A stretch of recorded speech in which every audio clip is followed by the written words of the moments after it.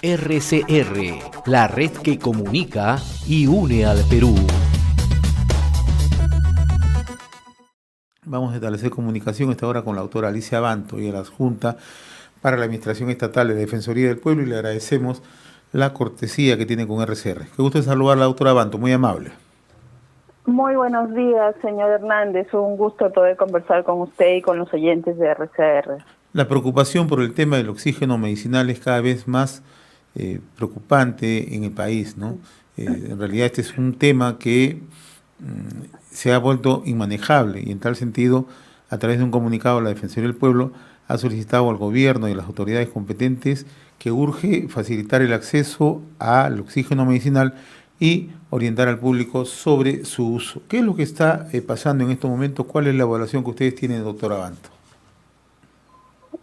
Mire, desde la Defensoría del Pueblo hemos realizado una supervisión a las entidades que tienen que garantizar el derecho de acceder al oxígeno, que es el medicamento más importante para las personas que presentan insuficiencia respiratoria, ¿no? Remarco que el oxígeno es un medicamento y por tanto su acceso tiene que ser garantizado en principio por el Estado, por los establecimientos médicos, ¿no? Y es importante remarcar que las personas, los pacientes tienen derecho a acceder a este medicamento, tienen derecho a acceder al oxígeno en los establecimientos médicos del país.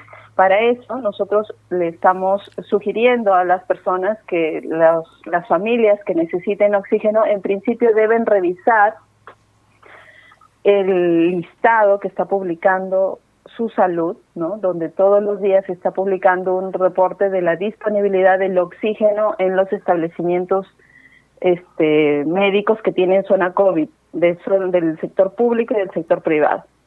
Y también les estamos recordando a la población que como su derecho es acceder al oxígeno, a la oxigenación en los establecimientos médicos, si es que se les negara el acceso a este medicamento, si es que hubiera alguna irregularidad en el acceso a este medicamento, deben presentar su reclamo a la Superintendencia Nacional de Salud, a Su Salud.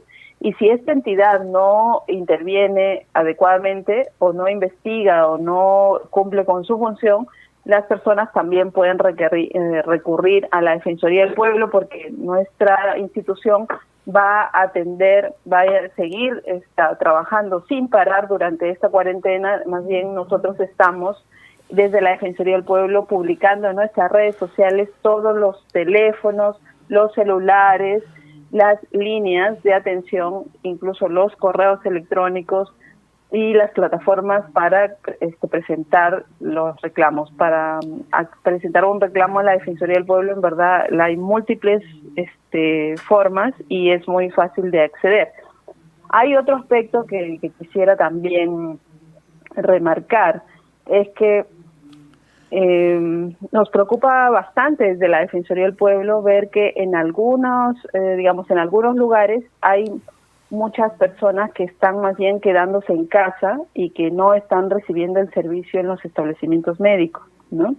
Y este es un tema que hay que señalar con claridad cuáles son los riesgos también de quedarse en casa, ¿no? Comprendemos que si en un establecimiento médico ya no hay oxígeno o ya no hay camas de hospitalización, en ese escenario no quedaría otra que el paciente esté en su casa recibiendo el oxígeno. Pero creemos importante decirle a la población que en primer lugar el paciente debe procurar recibir este medicamento en un establecimiento médico, porque es así que puede ser supervisado por un médico. Este medicamento debe estar suministrado por un médico, recetado por un médico, y debe ser entregado al paciente bajo supervisión médica. El hecho de que los pacientes se queden en casa implica al menos dos riesgos, ¿no? Por un lado, de que no puedan conseguir rápidamente el oxígeno en el mercado o en los establecimientos o en en los establecimientos que tienen la venta de este medicamento, y también corren el riesgo de recurrir al comercio informal de oxígeno, que eso está ocurriendo y que incluso ahora están habiendo algunas estafas, ¿no? Y nosotros queremos alertar a la población de qué cuidados hay que tener antes de comprar oxígeno o antes de comprar generadores de oxígeno. Ahora, doctora, hay un tema que usted puntualiza, ¿no? En el sentido que, ¿qué ocurre con aquellas personas que están haciendo el tratamiento en domicilios, ¿no? Y esto ocurre porque tampoco los servicios hospitalarios ya tienen la capacidad, ¿no? Entonces, este es un problema que difícil de manejar en las actuales circunstancias, ¿no? La están escuchando en varios puntos del país. ¿A dónde tienen que recurrir? A veces están haciendo tratamientos particulares, y esto por la propia necesidad y por la propia urgencia de los casos que se presentan, ¿no? Pero ¿cómo es que tienen que poder acceder o cómo pueden acceder al oxígeno, ¿no? Que además, por lo demás, en muchos puntos del país está escaso? Sí, en algunos puntos, en algunos hospitales ya no hay espacio y también se está agotando el oxígeno. En algunos, también hay establecimientos médicos donde todavía hay camas de hospitalización y todavía hay oxígeno. Entonces, como no podemos generalizar, o sea, no podemos, en este momento no es que en ningún hospital o centro médico ya no quede camas de hospitalización ni quede oxígeno. Por eso es que lo que estamos orientando a la población es que, en primer lugar, si el establecimiento médico de su localidad o de su jurisdicción tiene todavía oxígeno o cama de hospitalización, la primera opción del paciente debe ser que el establecimiento médico le brinde el medicamento y le brinde la atención. Porque lo que estamos también detectando es que hay algunas personas que no recurren al establecimiento médico por temor, en verdad, a veces a quedarse sin las visitas familiares, por temor al trato que van a recibir, quién sabe, dentro de un establecimiento médico. Esto puede sonar muy duro de lo que voy a decir, pero hay personas que tienen miedo a enfrentar lo peor de la enfermedad estando solos en un establecimiento médico, ¿no? Entonces, pero aunque comprendemos este tipo, digamos, de preocupaciones, sí es importante decirle a la población que hoy en algunos establecimientos médicos todavía queda oxígeno y todavía quedan camas de hospitalización. Entonces, su primera opción debe ser que los atiendan en un establecimiento médico. Su segunda opción debe ser quedarse en casa para recibir un tratamiento en casa.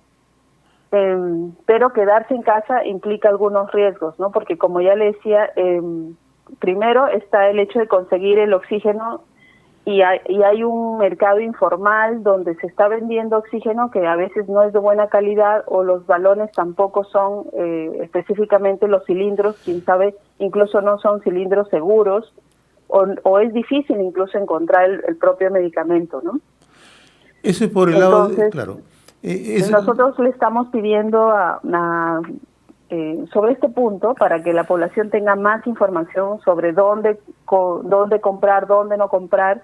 La Defensoría del Pueblo le está pidiendo a DIGEMIT, ¿no?, que haga que publique toda la lista de los establecimientos que están autorizados para comercializar con el oxígeno a nivel nacional.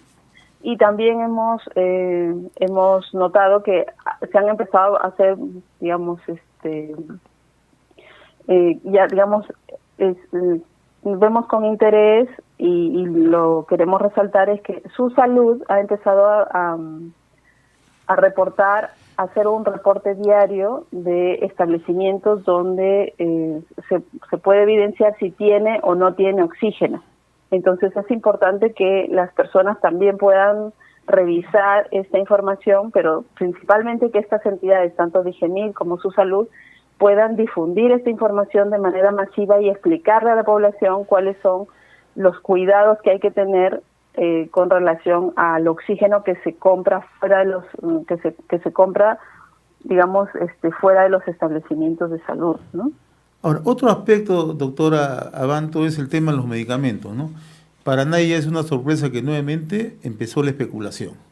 Las farmacias están cobrando precios exorbitantes, sobre todo medicamentos que son genéricos, ¿no?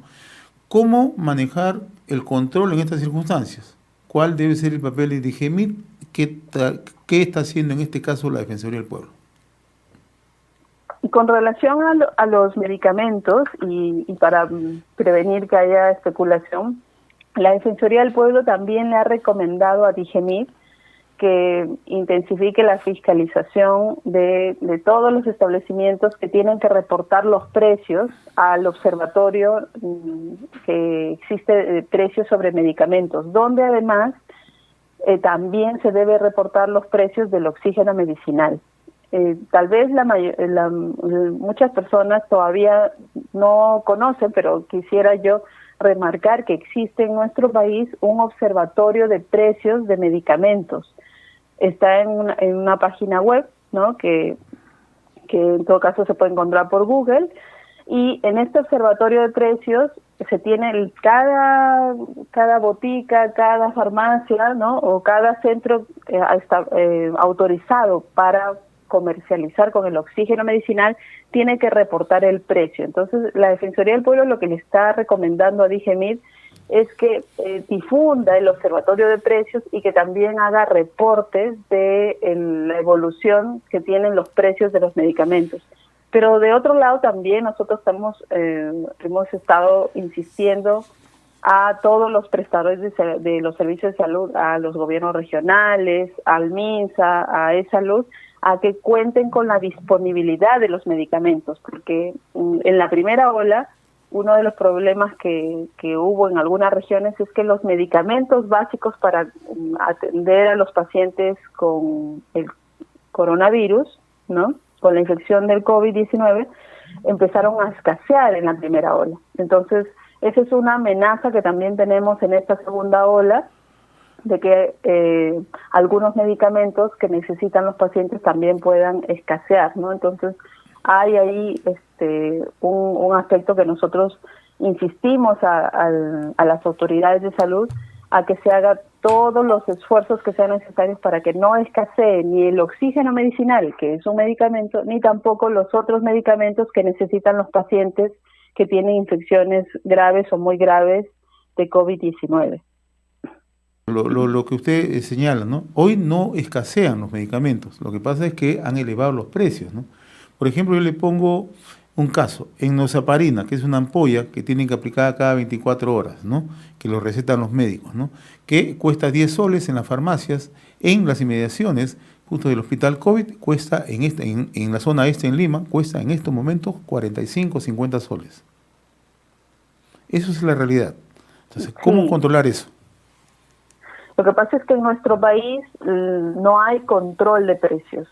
Entonces, una forma de intervenir en el mercado para evitar que haya, para que se disparen los precios, es que el sector, sobre todo el sector público, tenga los medicamentos y los medicamentos se puedan entregar a los pacientes principalmente desde el sector público. Y cuando en los establecimientos médicos públicos hay escasez de medicamentos, esto prácticamente contribuye a que en el sector privado se incrementen los precios porque hay mayor demanda.